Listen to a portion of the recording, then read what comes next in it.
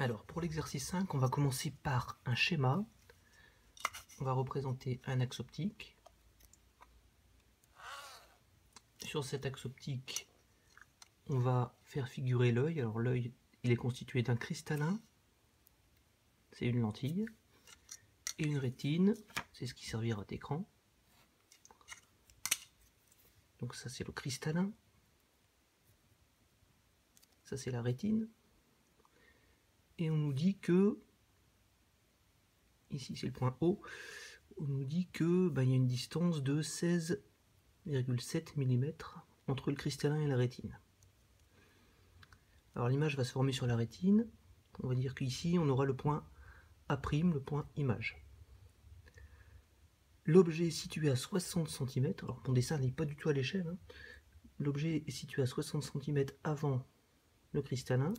Donc je vais mettre mon point objet ici, A. Et entre O et A, j'ai 60,0 cm.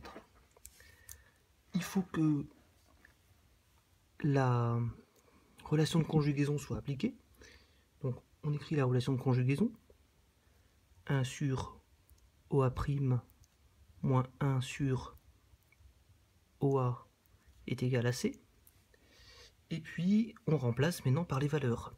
Alors OA' dans le sens de la lumière, donc positif, la lumière elle va dans ce sens là. Donc OA' est positif. On exprime tout en mètres.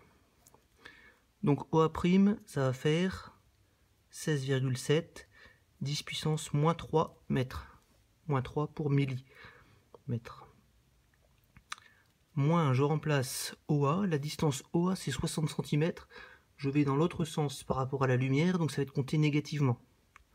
Donc moins 60, 10 puissance moins 2, parce que ce sont des centimètres. 10 puissance moins 2. Et tout ça, c'est égal à la vergence de la lentille, la vergence du cristallin. Alors, il faut calculer tout ça à la calculatrice. On trouve une vergence C qui vaut 76,5. Alors la vergence s'exprime en dioptrie. Donc la vergence de cet œil, c'est 76,5 dioptries. Vergence de l'œil. S'il a cette vergence-là, l'image sera nette sur la rétine.